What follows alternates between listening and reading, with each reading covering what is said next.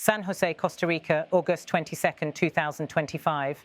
Inside the halls of Congress, political drama unfolded as President Rodrigo Chaves confronted lawmakers in what he described as nothing short of an attempted judicial coup. The session was convened by a congressional committee weighing whether to strip the president of his immunity, a move that could open the door for him to face prosecution on charges of extortion, a crime punishable by up to 8 years in prison.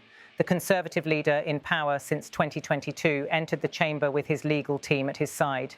Before lawmakers and with television cameras rolling, he cast the proceedings not as accountability, but as a politically motivated attack designed to silence him and remove him from office. In his words, he stood literally facing an attempted judicial coup, a statement that electrified both his supporters and his critics. Chaves' language was combative and unyielding. He accused what he called the deep state of orchestrating a shameless montage against him.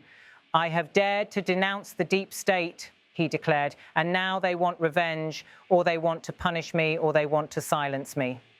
The remarks reflected his populist style, a strategy that has long pitted him against the country's traditional elites and institutions. Turning his fire on prosecutors, Chaves dismissed the charges outright. He questioned whether Costa Ricans truly believed the case held any merit, describing it as nothing more than the work of an incompetent and manipulated prosecutor. It was a stinging rebuke that underscored his defiance and his refusal to recognize the legitimacy of the case. For Costa Rica, a country often hailed as one of Latin America's most stable democracies, the moment was unprecedented. While past leaders have faced investigations after leaving office, rarely has a sitting president confronted lawmakers with such direct accusations of institutional sabotage. His critics argue that no one, not even the president, should be above the law. Supporters, however, see him as a victim of entrenched power structures, seeking revenge for his efforts to challenge the system. The stakes are profound. If lawmakers vote to lift Chaves' immunity, he could face trial, a spectacle that would plunge the country into uncharted political waters.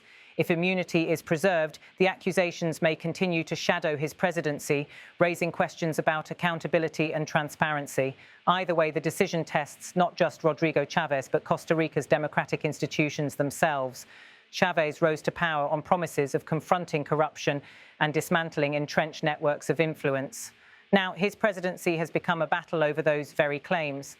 To some observers, his rhetoric mirrors strongman tactics used elsewhere in the region, where leaders frame judicial scrutiny as political persecution. To others, his defiance is the voice of a leader willing to stand against hidden elites. As the congressional committee deliberates, the political future of Costa Rica hangs in the balance. At the heart of the crisis lies a fundamental question. Is this the pursuit of justice or a political vendetta masked as legal process? For now, Chaves remains steadfast, his words echoing with both defiance and warning. This is an attempted judicial coup.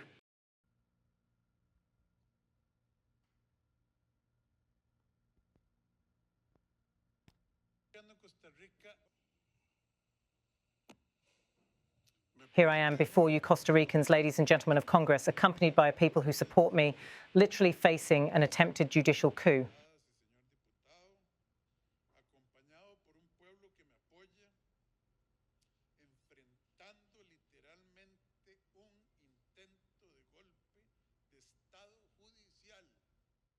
I have dared to denounce the deep state, and now they want revenge, or they want to punish me, or they want to silence me with a shameless montage.